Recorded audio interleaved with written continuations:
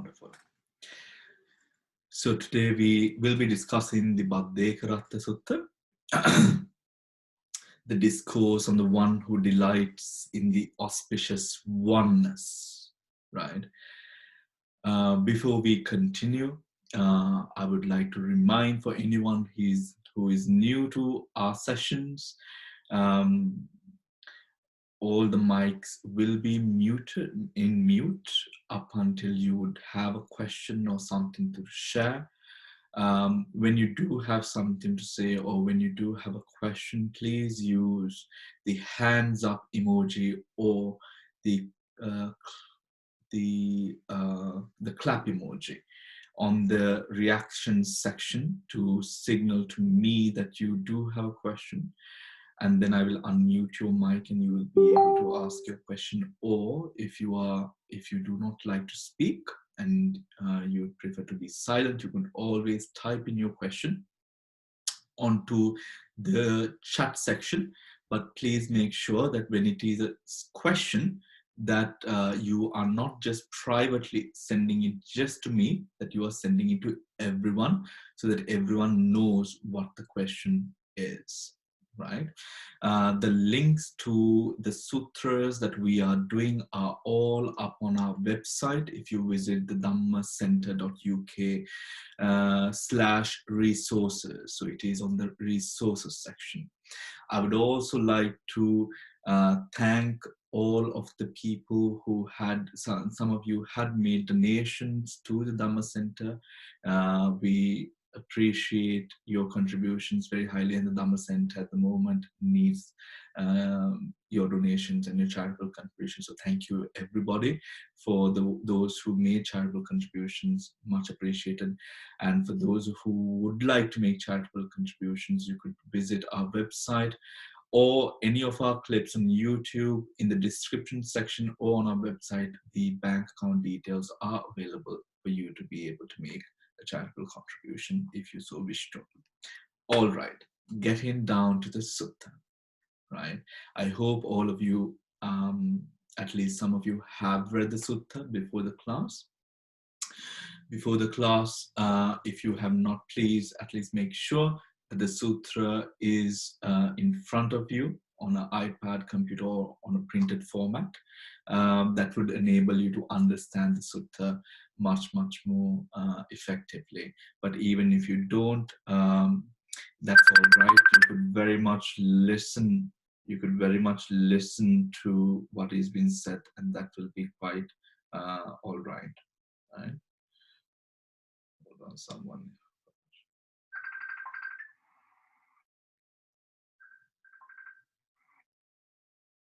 Right.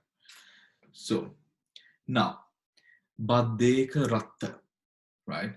Now, what is the Bhaddhekaratta Sutta? Right now, from the translation, right, the discourse on the one who delights in auspicious oneness, it's not that clear.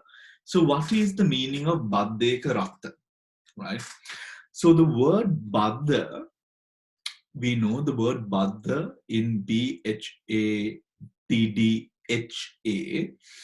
is a word which is widely used when within the Pali Tipitaka, when it comes to sort of attributing something to something which is, in a sense, a blessing, something which is good, something, a good fortune, auspiciousness, goodness, something which is good, right? Auspicious, something. So Baddha is always used in a way that it is something which is auspicious, right? Auspicious and good, right? Now, Bhaddheka, when you come to Eka, right? Now, Eka here, it refers, now we know the word Eka, E-K-A in Pali, refers to the meaning of one, right?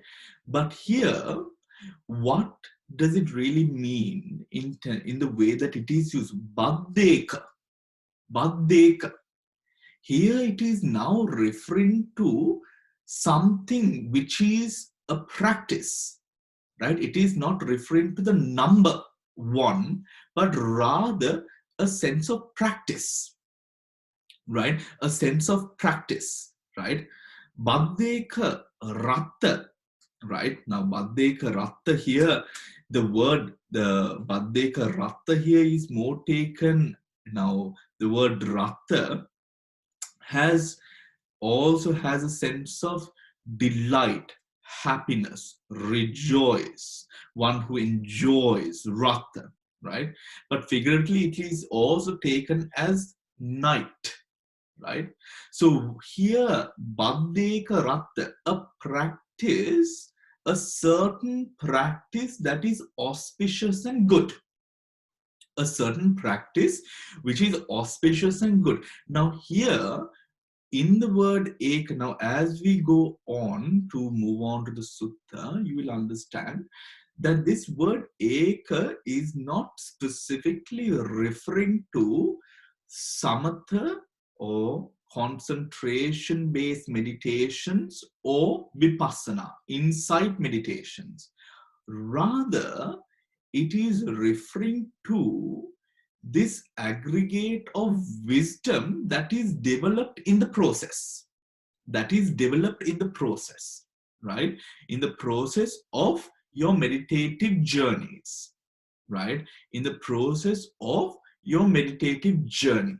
That is what is here being called or referred to as auspicious, good, fortune, right? That is what they are referring to. The wisdom that one accumulates through the practice of, through your meditative practice, which has arisen through your need to attain the higher states of meditative absorption, jhana, or sainthood, right?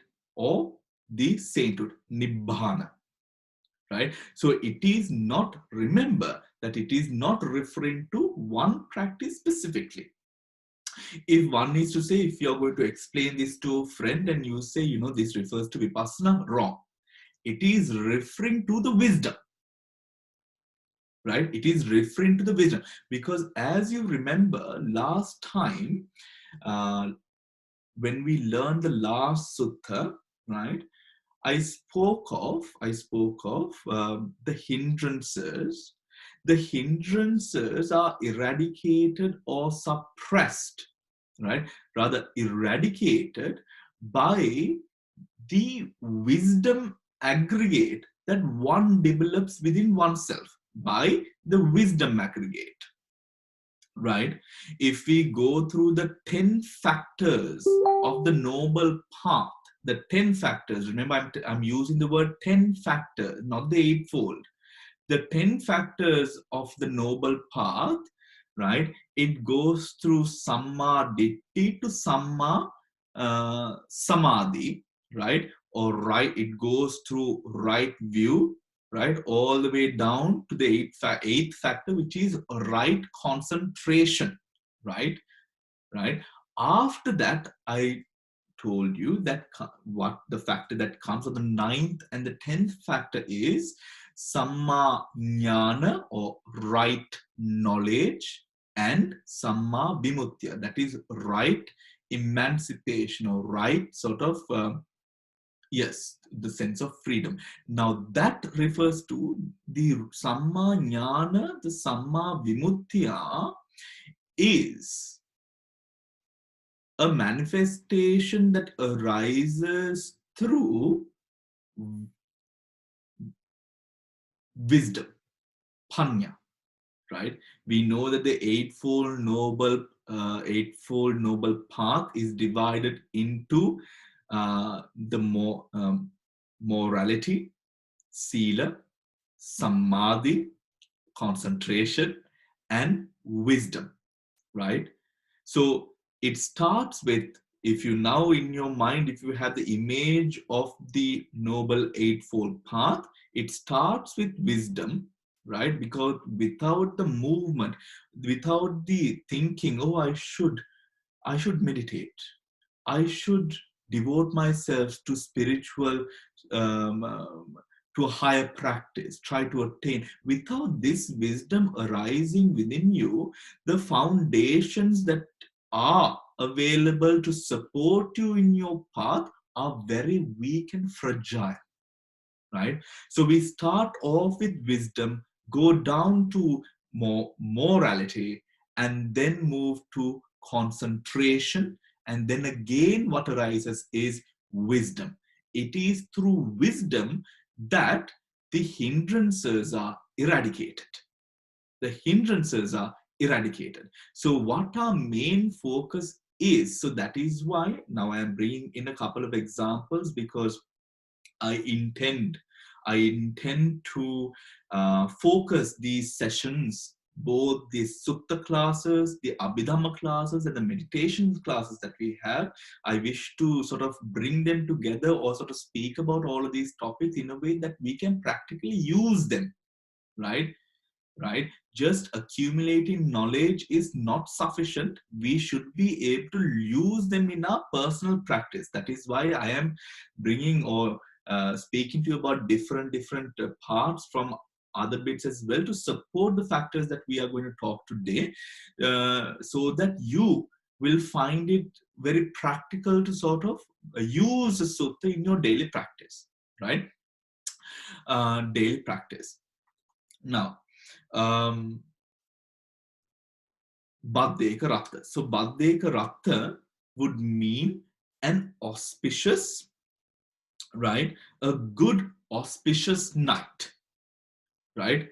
A good or a auspicious delights, Ratta delights in auspicious oneness, right? In auspicious oneness. It can also be translated as a auspicious night, right?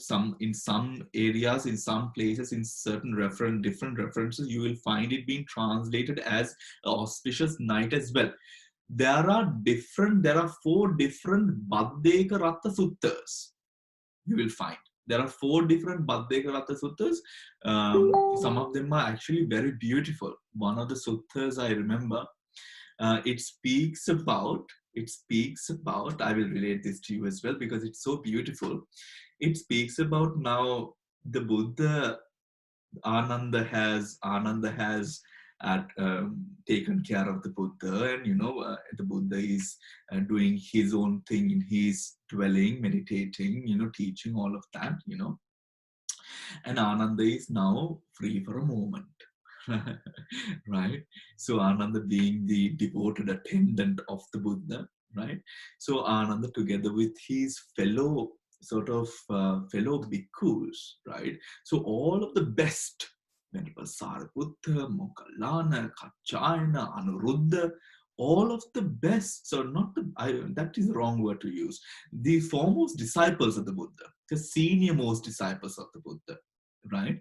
The senior most disciples of the Buddha, they go to the area that the others are dwelling, and they are like, okay, we are going to this place, right?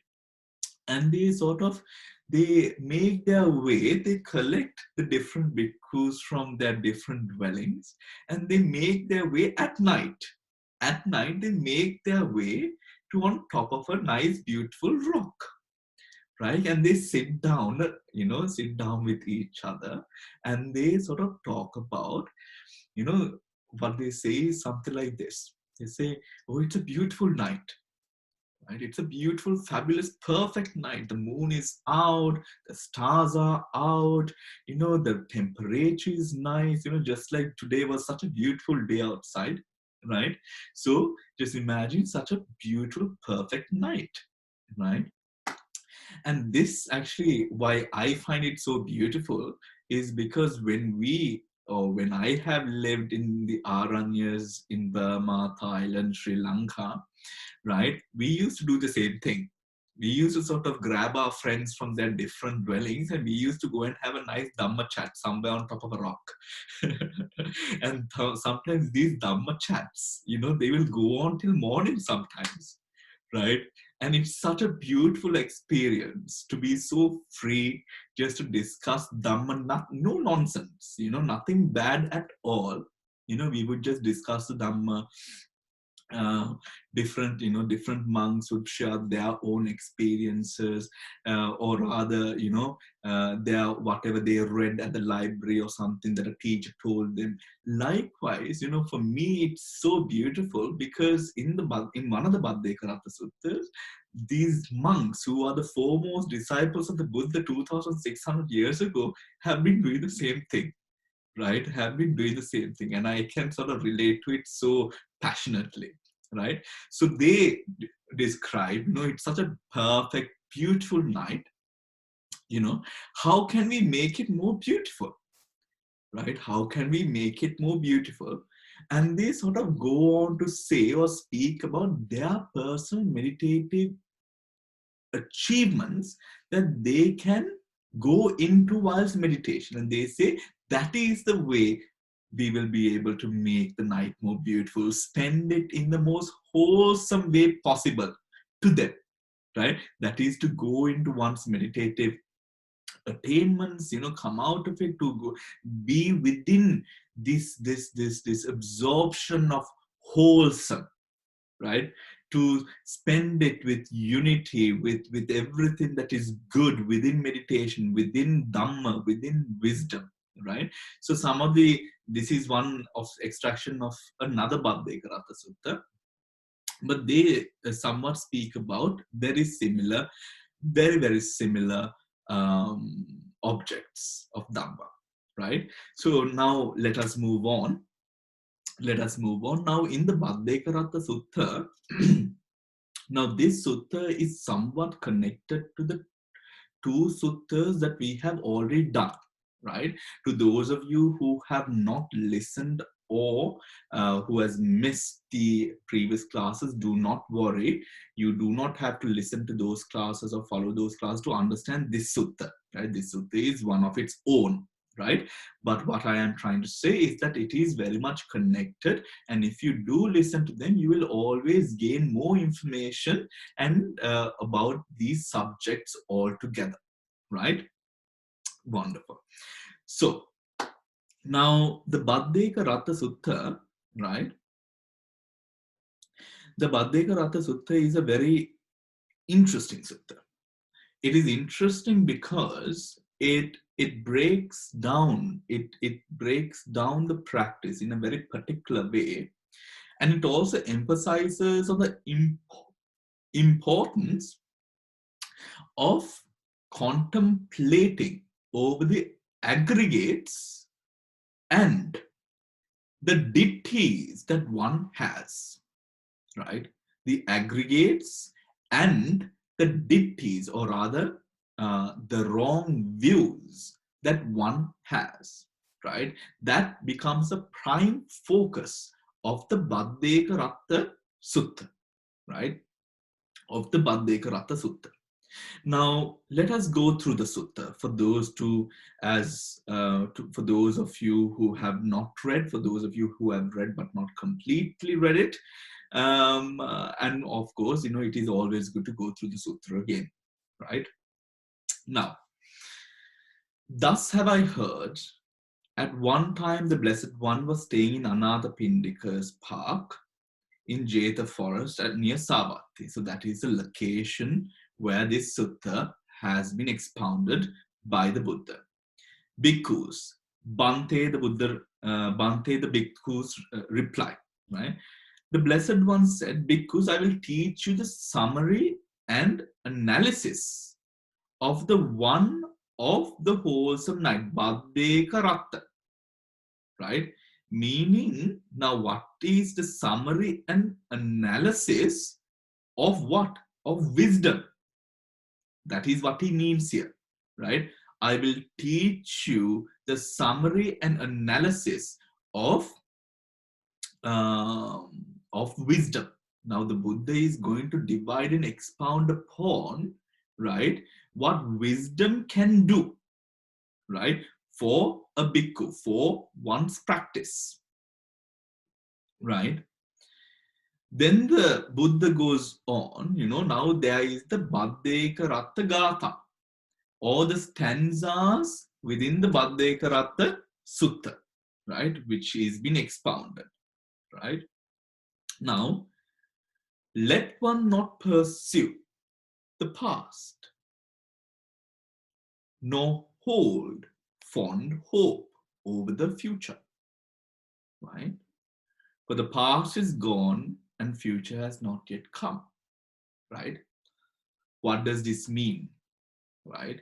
Now, this is talking about the attachment that we have towards the aggregates, not anything else. The aggregate, let us be very specific in our understanding, the aggregates of the past. Now, because we are talking about wisdom, right? Please remember, when prajna or wisdom is spoken about, wisdom is always connected to the attainment of nirvana, attainment of nibbana. For the process to support oneself in the attainment of nirvana, it is always important to be very specific on what this is. Now, here we speak about the attachment that one has to the past or aggregates that have arisen in the past and have by now passed away. And have by now passed away. And nor hold fond hope for the future, right? Meaning the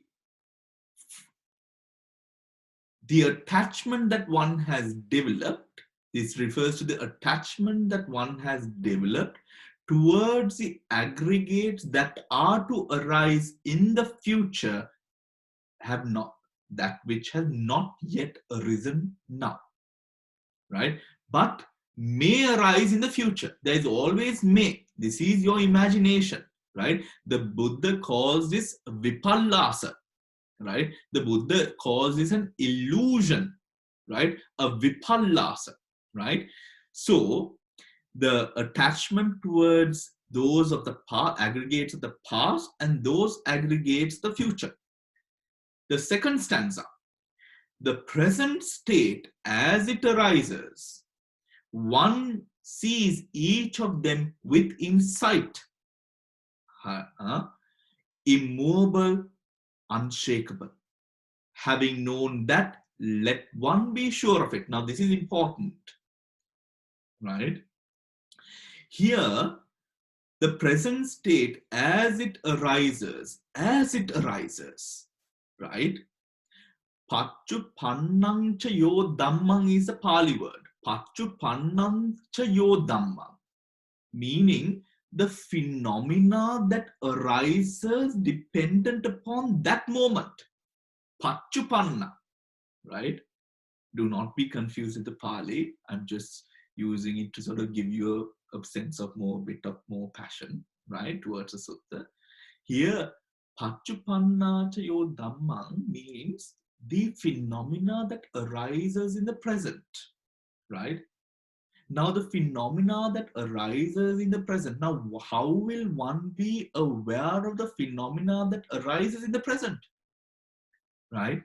It is through, of course, the meditative journey that you go on, right? A loving one to be aware, a loving one to then be aware of whatever which is arising. Now, this meditative experience can arise through techniques of samatha, otherwise known as in English, concentration techniques, concentration meditations, or vipassana, insight meditation techniques. From either one of these, this sense of present moment awareness can arise, right? Present moment awareness can arise, right? Now, when that arises, right, one sees each of them with insight. With insight. Now, remember, when we practice, sometimes there are meditators, even enlightened beings, who practice vipassana or insight meditation, right? And then practice concentration techniques or samatha meditation. There are other practitioners who practice samatha or concentration meditations and then move on to the practice of insight meditations, right? Move on to the practice of insight meditations, right? It is very important to understand, right, that this wisdom that is mentioned of in this sutta, this arising and passing away notion, comes or arises with vipassana or insight meditation. Because we know what is vipassana. The vipassana is the contemplation of phenomena by the three characteristics. What are the three characteristics? Impermanence, suffering, and non-self. Impermanence is the nature that it arises and passes away, right? The arising, the processing, and the passing away. This awareness over this process allows one to contemplate and understand what impermanence is, according to the practices of vipassana, right? According to the practices of vipassana. In terms of sensations, in a more gross manner, right? The change of when the transformation, or rather the experience of when one experiences something which is pleasurable, and then this pleasurable experience is hindered, or rather another experience arise when the experience is not so pleasurable. That is to mean now the good that you have, or the pleasurable that one has experienced, now that person's experience has changed from pleasurable to not so pleasurable, right? There is impermanence there as well. Now this is directly referring to, because of the panya, this is directly referring to vipassana, insight meditation. And insight meditation, right, enables one to understand the arising, the processing, and the passing away of the five aggregates. Now, this is the core of the sutta, right? The sutta goes into a greater bit of detail to divide the aggregates into the times. The aggregates that arise in the past, the aggregates that arise in the future, and the aggregates that arise in the present, right? The aggregates that arise in the present. Then it also, now we will follow through and then we will come slowly. Just one question. How is my speed? Is it too fast? Can I have a thumbs up if it is all right? A thumbs down if you think I need to slow down. Yeah, okay.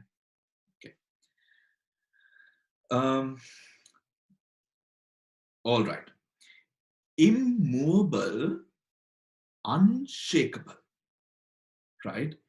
Immovable, unshakable, right?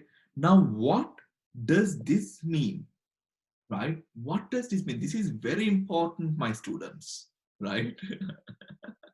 Right? What is immovable and unshakable, right? When the kusala, when the wholesome mind arises, right? When the wholesome mind arises, I have always told you, anything that is wholesome stabilizes, gives you confidence, gives you power, gives you everything that you need in terms to become stronger in heart and mind, right? Wholesome, kusala, pushes your confidence and every other aggregate up, allowing one to subdue the toxic natures rampant in our existence, giving you the power to do that, right? Now, here, when we use, right, immovable and unshakable. What do they mean? This means this is talking about a practitioner who has developed their minds to a certain stage where they are confident upon what they are practicing. They are moved by the practice that they have now developed, which allows one immovable and unshakable. Why? Because of the existence of wholesome. The existence of wholesome in the mind has made or rather destroyed, distracted the unwholesome that is also within the mind.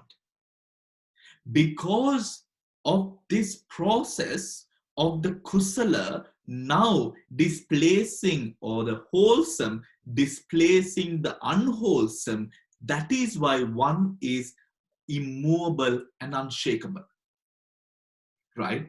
Immovable and unshakable. Now, this is very important. This is very important. Why? Because in this sutta, as we go on, we will understand this sutta speaks about letting go of the past, letting go of the future, right? Being aware of the present. If one is sort of not very confident in the Dhamma that one is practicing, not very confident upon one's own abilities, power, and faculties, what happens? You are wavering. You will not believe completely, or you will not have the power to believe completely what is being sort of the experience that you are having. We will create distractions for ourselves so that we will be distracted from the truth, because we do not have the guts, the ability to face what reality is.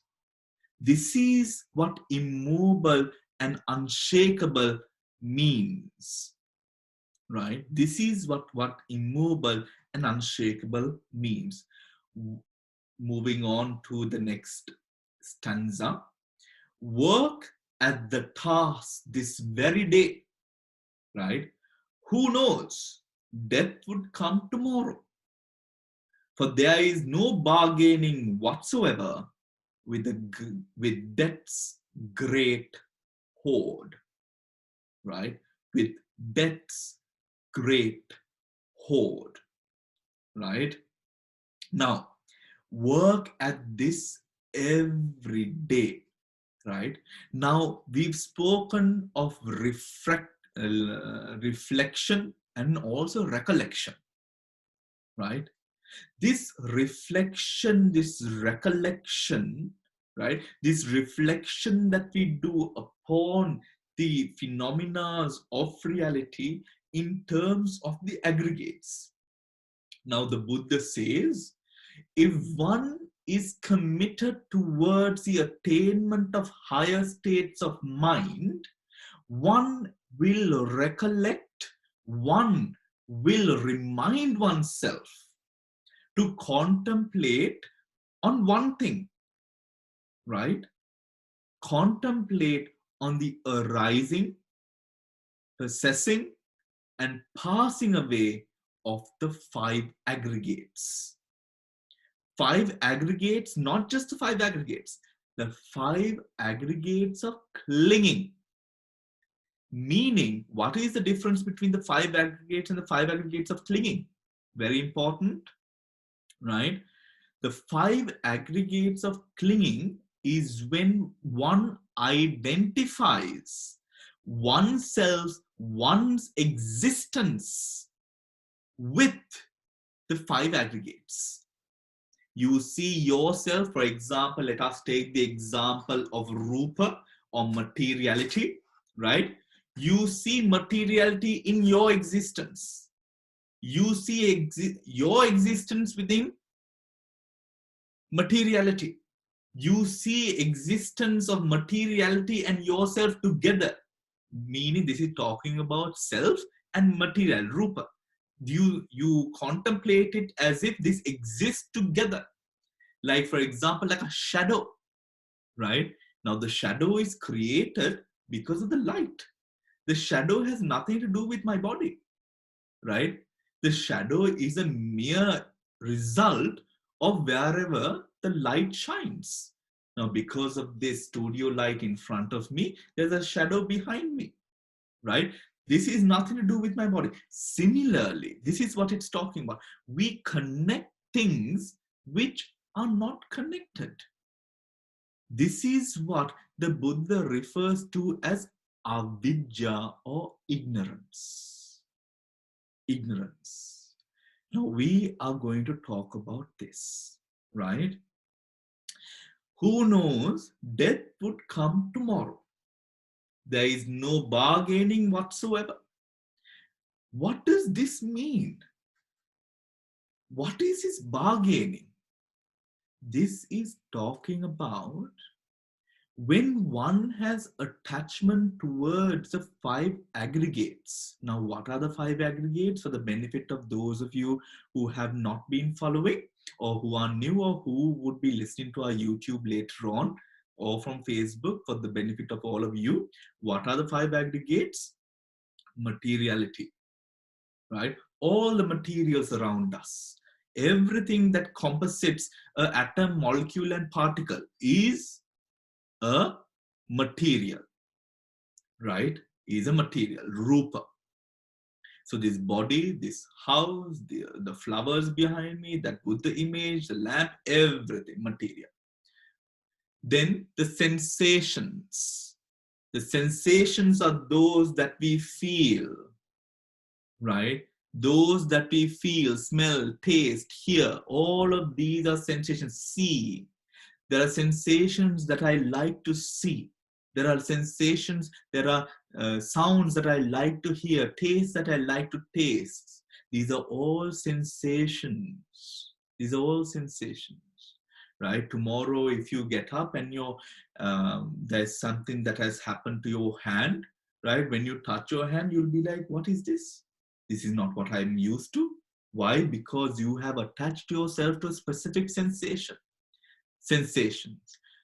Perception, the way that you percept, the habit of you percepting, your nature of perception, that refers to perception. Then mental concomitants, right? The mental concomitants, the parts of the mind that support the consciousness become and be the consciousness, right? And then, now remember, right, this is an extra bit of info for all of you.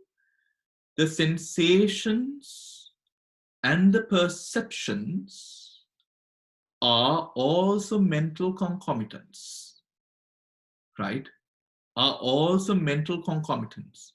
But what is the reason as to why we take out the sensations and perceptions from the mental concomitants and display them as two separate entities? Because the human experience of life depends on these two specifically.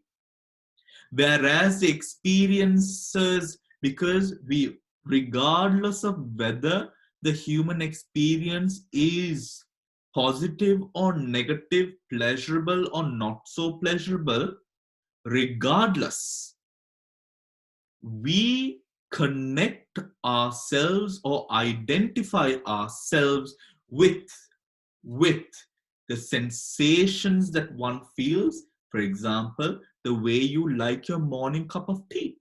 You are very specific about your morning cup of tea or coffee. You know by heart how many sugars you want. You have your perfect temperature. Sometimes the way that you like if you're one of those people who has their eggs in the morning, you have a specific way that you like your eggs, or you have a specific breakfast. Now these are sensations. Your human experience is built upon these sensations. That is why We have separated or taken out those two mental concomitants from the main mental concomitants and show it separately, right? And then comes after the mental concomitant, it is consciousness, right? Consciousness is consciousness, right? So these are the 5 aggregates. Now, letting go of the past, right? Now, how bhikkhus, oh, there is another stanza, I'm sorry. One who dwells thus ardently, relentlessly, day and night, he is Bhaddhekaratta. He is one who dwells, who delights in the wholesome oneness of mind, right? Says the peaceful sage, that is the Buddha, right? Now moving on, right? That verse will become clearer as we go on and study the Sutta. How bhikkhus does one pursue the past? How bhikkhus does one pursue the past? One seeks delight there, thinking, I had such forms in the past. I had such feelings in the past. I had such perception in the past. I had such formations in the past. I had such consciousness in the past. Right? So this, how you, now this is breaking down the human experience of attachment, people. Right? What it is breaking down is the human experience of life. They're breaking down into the aggregates, right? And how we communicate and attach ourselves to the aggregates also now they have broken down, right? To the material parts and the non-material, or rather the mental parts, right? One who holds on to that which has arisen in the past. So for example, now, how do we hold on? Let us go a little bit deep. I think we can handle it, right? How do we hold on? Memory, right? This memory that we have, the fact that we remember the experiences that we have gone through, allows one to have sort of a remembrance of everything that we have gone through. This experience, though, the way that we see this experience is in a very personal, in a very egocentric manner, in a way that this has carved and molded the person that we are today, right? Now, this can be good, this can be bad, it can be both. But always remember that within the Dhamma, or within, when it comes to the attainment of nirvana, working towards the attainment of nirvana, we are not focusing on good or bad. Nirvana or nibbana is something which goes beyond, a mentality that goes beyond the far reaches of good and bad. We are profoundly overtaking and going beyond what we know to be good and bad. We are going beyond the world itself. And for one to have the energy to do so, but more than energy, the mental capacity to do so, one cannot be held down by the views that one has attached to oneself. This is what it's talking about. When one has been held down by one's attachment to the past, that does not allow for one's mind to progress into higher states of mind, because in the past is always, if you are in a progressive path towards attainment of nirvana, the past is always weak, right? If you're in a progressive path towards nirvana, the past is always weaker than what you have now, right? Because you're on a progressive path to nirvana. So what happens when you are on a progressive path to nirvana and you are being held down, chained down, shackled by the views and the experiences that you have connected to yourself, personalized to yourself, bespoke to yourself, what happens? You're not going to develop high states of mind, right? We are still going to be thinking from the narrow processes of our past. That is what this sutta is going into. Letting go of those view patterns that we've experienced. Now, for example, let us reminisce upon meditation that we do personally, right? Think about the meditation. Now, the weekend we did 4 hours, 4 hours of meditation almost, right? Through the weekend, maybe 3.5 of 3 hours, right? Of meditation we did together, right? Now, during our meditation, the meditation that we did was the contemplation of sensations, right? We did some other techniques, but predominantly we did contemplation of sensations. Now, as you are meditating, now let us take the instance when you, for example, came to the face, when your object was the facial muscles and my instruction to you was to relax the facial muscles, for example, right? Didn't it arise in your mind, right? Or didn't you think, okay, I am relaxed, or part of my body is relaxed, or the facial muscles are relaxed? You thought, compared to the experience of relaxation in the past, you thought that respective part of the body was relaxed. But sometimes when you now let go or become a bit more calmer, you realize, oh, I could have been even more relaxed. I'm more relaxed now. But I wasn't more relaxed then because I was comparing the relaxation to what I thought was possible. Do you understand? Right? Now that is, I think, a very clear example of how our attachment to the past keeps us from developing into the future or developing in the future in terms of nirvana, in terms of surpassing the mental hindrances and defilements in a way that you let go of your view patterns, etc. Right? Now, in this practice, right, the Buddha says, let go of the past. Let go of the past.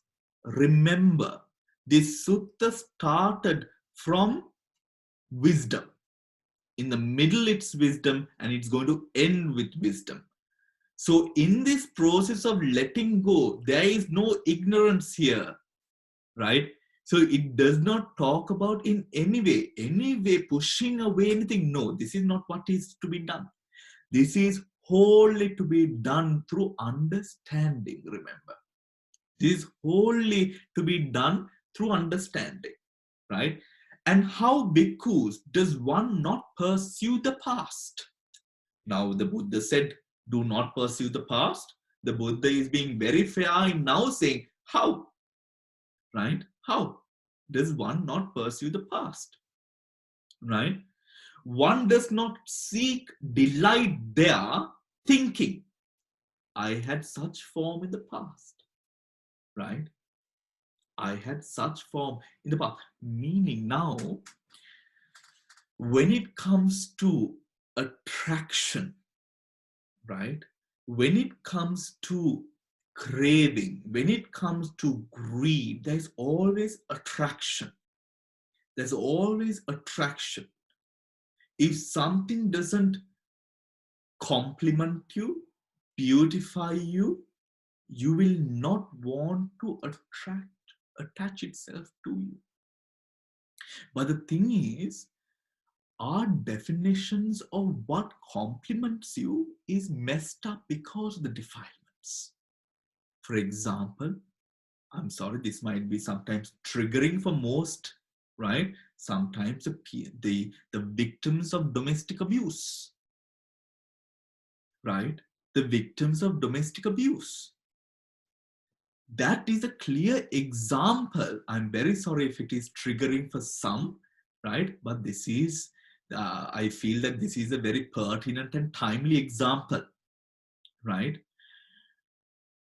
Victims of domestic abuse, they have the option, especially living in a country such as this, they have the option of leaving, right?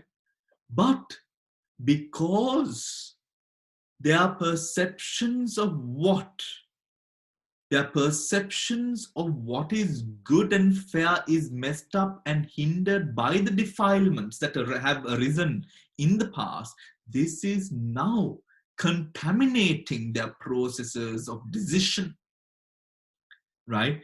Not allowing them to take the risk, not allowing them to see clearly and go beyond, right? To see clearly and go beyond why they're stuck.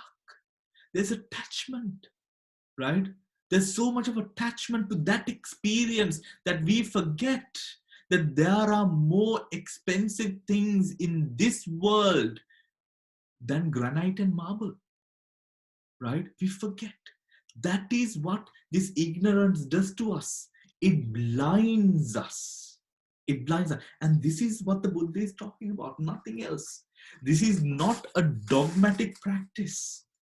This is very much a practice of understanding and wisdom, allowing one to progress in one's whatever, whether work life, corporate life, whatever that is, family life, school life, everything. We do better when we are able to let go of the past and move on and progress, right? Even with regards to one's morality becoming damaged, once morality becomes becoming damaged, the Buddha does not say ponder over it, regret it. No. The Buddha says, understand that you have broken and as to why you have broken it, move on, take it again, determine it for yourself again. I will not kill, I will not steal, I will not lie. Determine it again, carry on. You might fail 100 times, carry on, right? Carry on. That is the practice that the Buddha has laid down for us. Then, let go of the future, right? Let go of the future. And how, bhikkhus, does one hold fond hope for the future, right? One seeks delight there thinking, may I have such form in the future? May I have such feelings in the future? May I have such perceptions in the future? May I have such formations in the future? May I have such consciousnesses in the future, right? In the future. Now, to those of you who have achieved something in life, now I'm speaking directly to your achievements in life. Have you achieved anything by just thinking that you will get it and you get it without working for it? No, you work for it. You want to become a doctor, you sit down, you open your books, you study, you memorize, and you go write your exams, right? You want to become an engineer, you do the same thing. You want to study, you want to become a monk, you sit down and you form your basis before you study the Dhamma, you sit down and do your meditation work. You do everything that we have accomplished in our life. We have done in the present moment. Through present moment action, pondering over what you may or may not wishing for things in the future does not mean that you will get it. That is one, right? Also, when you ponder, now it is very important to understand what the Buddha is talking about here. Because if we understand it wrong, these lay people cannot attain nirvana. Right? If you so please listen to me very carefully. Please read the sutra as well. Right? Right? This pondering that the Buddha is talking about, delighting their thinking, this pondering, is one's now energy of life, or the fact of one's movement, or one's sort of the thriving energy that one has in one's heart is now in the future, is now in the future. Everything that he does through body, speech, and mind is for the future, is for the future, right? Now, I remember when I was ordaining as a Upasampada Bhikkhu in 2014, there was, before the ordination practices start in, this is in the Sri Kalyani Yoga Ashrama Samstha in Sri Lanka, which was at the time under now Venerable, most Venerable now in Aridhamma Mahathera, who was a very esteemed monk. There was a issue about the usage of mobile phones within the monastic order. Right now, this is not a conversation that lay people are a part of. So I am I am exposing a meeting of the sangha, right? But that is in good faith, right? Now, the topic of the meeting, or the topic of the whole conversation of that day, was the usage of mobile phones within the meditative monks of the monastery. And Venerable Aryadhamma gave a profound reason as to why, especially monks living in the forest and meditating, should not have a mobile phone with them, right? Should not. What he said was, now in a very blissful way, no aggression, nothing like that, but he was just expounding the Dhamma, right? Now there were almost about 400, 500 bhikkhus in this hall, right? Now he was expounding to all his disciples. So Bhante Aridhamma, what he said was, the practice of meditation is a practice dependent upon how effectively one can cognize with elements of the present moment in a more traditional Sinhala way, right? You understand that. The practice of meditation, the practice of vipassana or samatha, insight and focus-oriented meditations all focus on the development of mindfulness upon the present moment. When one lives with a phone or mobile phone, and when one is addicted towards a mobile phone, one does not live in the present moment, but lives in the future. How?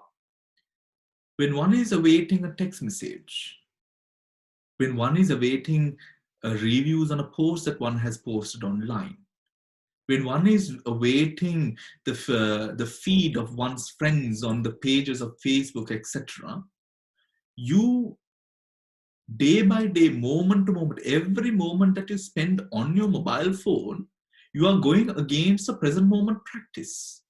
Because what you are instigating in your mind is a cognition towards elements of the future, elements that are going to arise. Because of that, we develop meditative habits that are far, far away from present moment awareness. I thought that was beautiful, right? What a Dhammic proper reason to say, do not use a mobile phone. It was not because of culture. It was not because of why whether the lay people will find it, find fault with it. No, it was about the meditation, and that was beautiful to me, right? Because when you are living with a mobile phone or such, that we train our minds to always be in the future, right? Example, now this could be a very pertinent reason as to why today's youth are going through so much of anxiety and panic attacks, right? They are not in the present moment, I feel. my personal experience, I feel as if most of the youth of today, with the addictions that they have to social media, to the mobile phones, to social media and interaction, they're always waiting for some text messages, for some post, right? This could be a very pertinent reason as to why we have so much of mental illness in today's society, right? Coming back to the sutta, right? Coming back to the sutta. Letting go of, let go of the present, right? Now we have gone through the attachment that one has, how one has developed attachment to the future, the past, how to let go of both, and now we are in the present. And how bhikkhus is one dragged along, distracted by each present state as it arises. How does it drag along and distract a person, right, through the various states that arise in each present moment? Here, bhikkhus, an untaught, ordinary person. Now, this is referring to an untaught one. What is untaught? An untaught, ordinary person. Now, ordinary person is a normal, mundane person. That is clear to all of us. Who is untaught? One who is unaware regarding the three characteristics of life: greed, hatred, and delusion, is referred to here as untaught. One who is unaware regarding the four noble truths of life, that there arises suffering, that there is a process through which this suffering arises, there is a cessation of suffering, a process leading to the cessation of that suffering.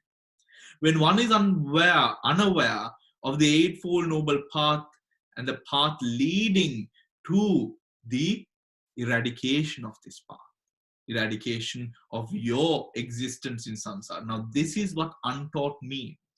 When one is unaware of the processes or ignorant to the processes of karma and karma's result, when one is unaware or ignorant to the processes of rebirth and death, this is what being untaught means, right? This is what being untaught means here, right? Who has no regard for the noble ones and is unskilled and undisciplined in the Dhamma. There you go. Now, that is a brief explanation. I have detailed it for you, right? I have detailed it for you. Who has no regard for true persons and is unskilled and undisciplined in the Dhamma, right? Unskilled and undisciplined, meaning one does not know one's mind. This is what it says.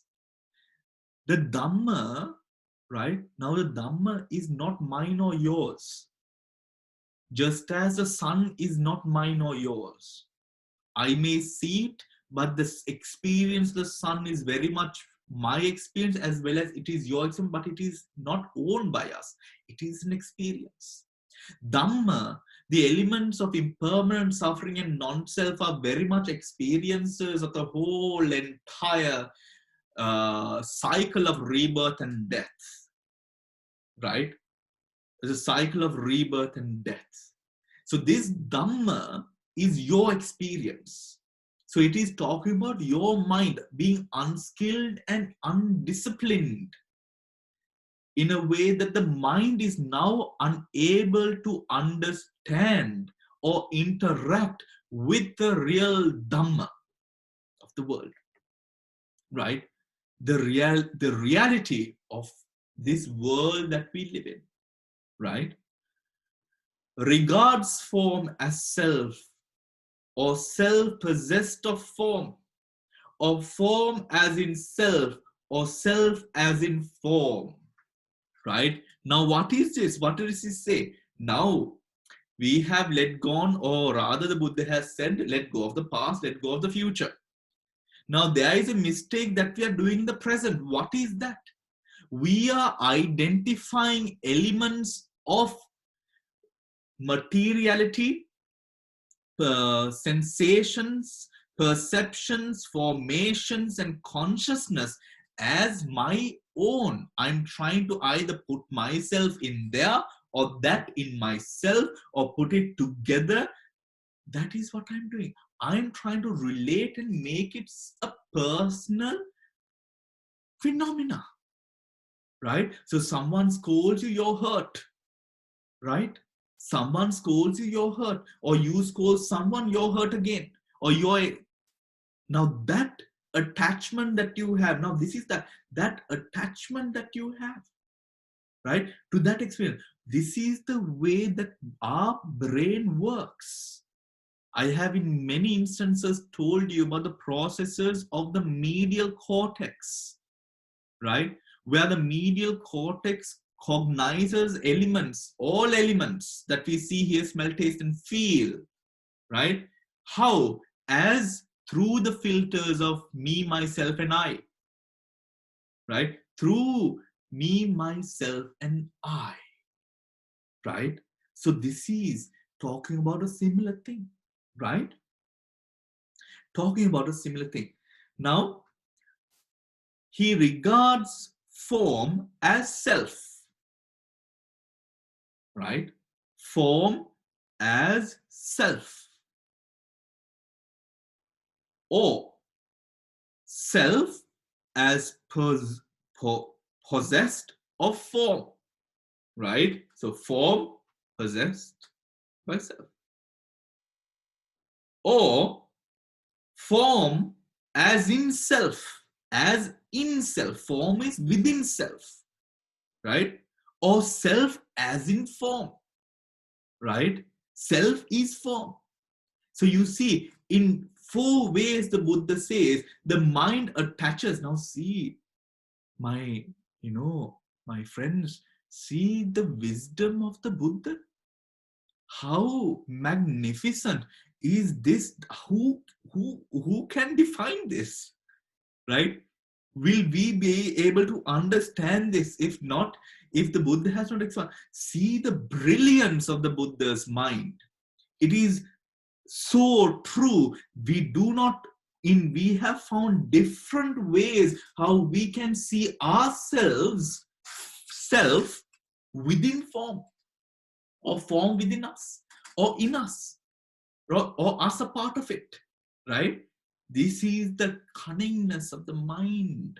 It tries somehow to feel a sense of belonging, to attach itself to the form, to perception, to sensations, to the concomitants and consciousness, to link it up, right? And this is what it is talking about, right? This is what it is talking about.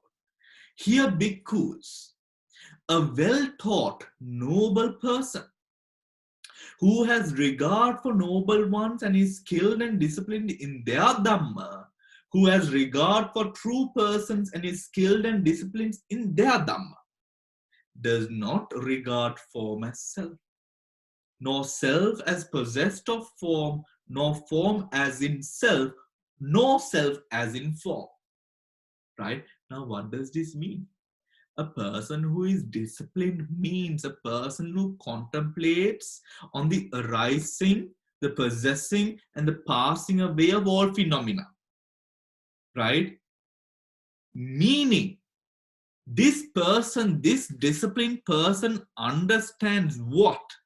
He understands that these aggregates of materiality, sensations, perceptions, formations, and consciousness are all impermanent. That there is non-self inherent and active within all of these aggregates, and that attachment to these aggregates cause suffering. This disciplined person, because of the contemplation, the contemplative practice, is able to see the arising and passing away of these formations of all of these aggregates. He does not connect with time, with times, or in the ways of connecting in terms of you personalizing the experience of the aggregates. He does not. He knows what the truth is. He knows what the truth is. The Buddha says, for example, with relevance towards the Dhamma, he says the Dhamma is like the raft. The Dhamma is like a raft. You foolish man, you don't carry a raft into the land. You use the raft to get yourself across the river.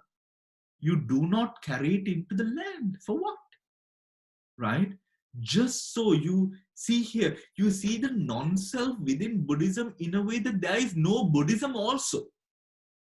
To a extent where this is all about the mind and its cognitive behavior, how it supports self, and the Buddha says how it shouldn't and how you should live in a way that it doesn't support self. Right? For me, this is fabulous. Huh? I'm going through a mental sort of turn on right now through this Dhamma. Right? For me, this is fabulous Dhamma. Right? if you can't tell, I'm going through a moment. Right? Now, now, in this sutta, we have gone through 15 kinds of wrong views, right? 15 kinds of wrong views. What, right? Was I in the past? Was I not in the past? Was I in the, what was I in the past? How was I in the past? Having been what, did I become what in the past? Right? Now, these 5 questions that one asks, right? One asks into the time frame. So 5, 10, 15, past, future, and present, right? So then it becomes, will I be in the past? Am I not in the past? What will I be in the past? How will I be in the past? I'm very sorry again. Will I be in the future? Am I not in the future? What will I be in the future? How will I be in the future? Having been what will I be in the future? Having been what will I be in the future? Right? What is wrong in this? The I. There is no I, right? This is a collection of processes that allows us to see as I. The moment you have the I in past, present, and future, there are the wrong views. Now look here. The moment the wrong views that if they play a foundational role in your cognition of the elements of Dhamma, what happens is, right, it hinders the peace, the tranquility, the insight experience into the deeper, profound state of consciousness, right? The Buddha says in the Abhidhamma, I'm just going to bring a point in, the Buddha says in Abhidhamma that a mundane person is unable to even relate, imagine what nirvana or nibbana is. Why? Because his mind is tainted by that which he has experienced in this world. His mind is tainted. So the happiness we think the things that we eat sometimes, or the experience that we've had, the vacations that we've gone, the first class or the business class seats that we've sat on is good. That is the reason that you can't comprehend that there is a peace far beyond pleasurable than the pleasurable that you will ever know in the mundane world. That you will ever know in the mundane world, right? That is why it is, we sort of brag about the importance of letting go of the past, future, and present. Knowing that they are experiences, yes, but those experiences do not mold or carve out who I am and what I am, right? That is what we are focusing on. Beautiful. I am preaching and I am saying it's beautiful. You that is that is me. All right. They also, right, the other part. Now we have finished the sutta. I am just giving you, just summarizing what the sutta is. So now we have gone through the 15 types of wrong views, and then the other is the 4 types of self-identity that we have gone through. What are the 4 types? Right? The aggregate as a self. Right? The aggregate as the self. Right?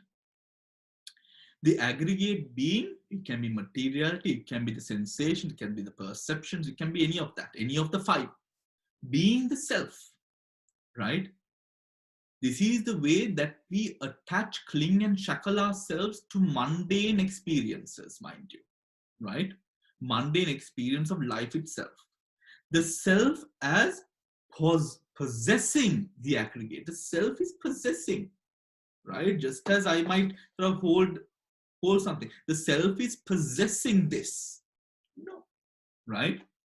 And then the aggregate as in self. The aggregate, right? So is in self, is sort of like is in you, right? Or the other way around, where self is in the aggregate, right? Is the self is in the aggregate, right? Now the Patisambhida Magga, which is a book within the Pali canon, right, gives examples, right? The first one, form as self is like a flame of a burning oil lamp, right? The flame of a burning oil lamp, right, is identical to the color of the flame. Now see the color of the flame, right, and the flame. It's a very subtle difference, but actually it's 2 different things. The color of the flame and the flame, right? The second example is self as possessing form, just as a tree possesses a shadow, right? The tree does not possess a shadow, right? The light creates a shadow, right? Form as in self, right? Just as the scent is in the flower, right? The other one, self as in form, like a jewel is in a casket, right? Those are the examples by which they have said this is the way that it is, right?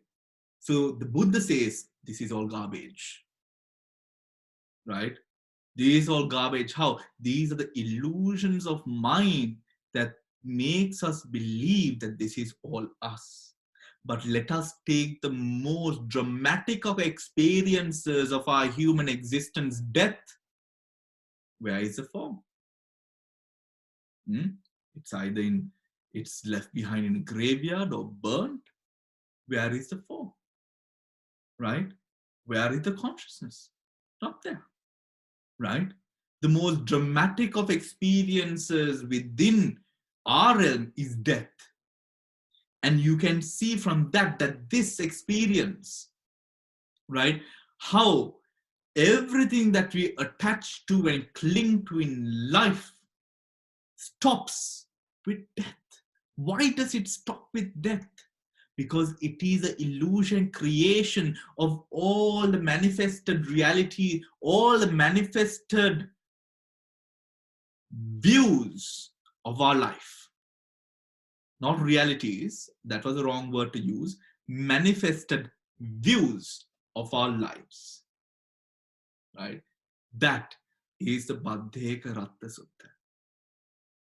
That is the Bhaddhekaratta Sutta. I think I enjoyed it more than you guys. I was in absolute ecstasy. Wonderful. Right. So, time for questions. Time for questions. Do any of you have any questions?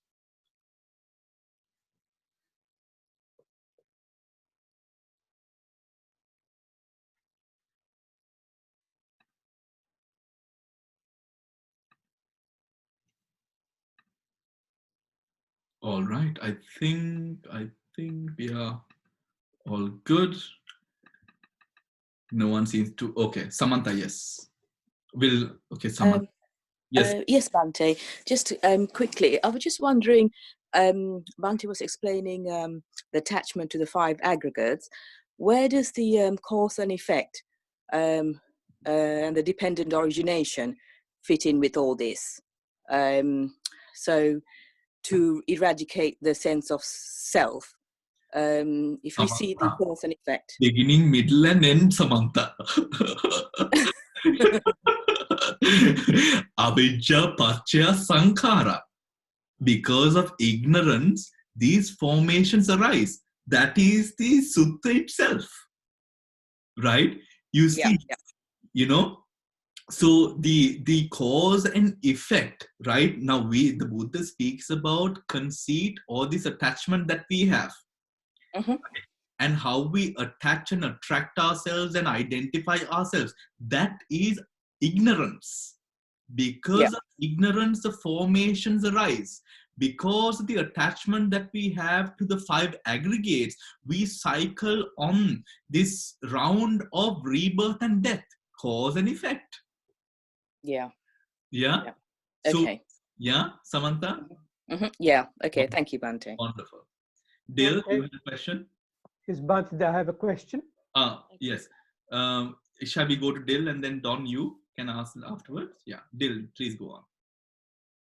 See, Bhante, now when you explain like this line by line and you give examples like the jewel in the casket and the shadow and things, it's not in the sutta, but you are giving the example. It's easy to follow, but we are still using our intellect to follow, right? While you're kind of blissed out and you're full of it all, we can follow what you're saying, but it's still only knowledge. It's not the wisdom. So until you actually are aware of it, because it's from Hanya that you realize, it still remains as we followed your sutta. I am not talking of others. I followed it and I'm looking at all this. Yes, there are 15, 3 into 5, 15 ditthis, and there are 4 types, form and self, and form in self, and like that. But and we can repeat it after you and even at the examples, but it's still knowledge, Bhante. All right. It's not real. I believe that it's only. What can I do to better it, Dil? Tell me. I think you can't do anything more than explain it. I think that we have to meditate both samatha and vipassana, and I think we have to. Actually, Dil, of course, meditation is very important. Yeah. But the important thing is read the suttas. Like read more. Like really.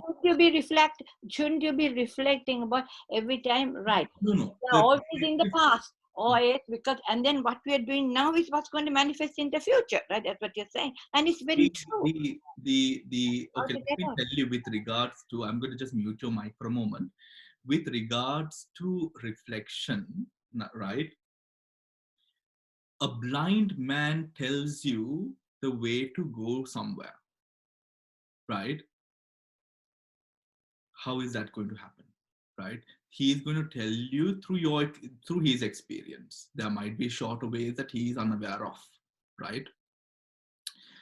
But that does not, so likewise for your mind, you reflecting in terms of you not knowing much Dhamma, or you not having realized into any states, or you not meditating, but then you trying to reflect is not advisable at the basic stages.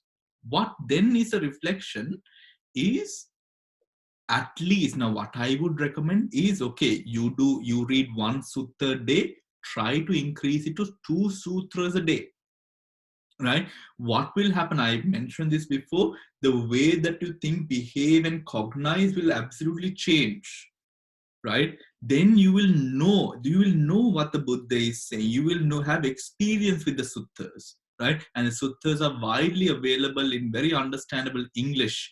And there are books on the suttas that you could purchase and read, right? So reading these sutras are the most important part. So now actually with all this work and running a Dhamma center and all of that, now I do not personally get a lot of time to do a lot of reading as I used to, right? But still, when I sort of go through the suttas, I recollect, right? I recollect. So I actually just sat down with the sutta this 15 minutes before I on the camera, right?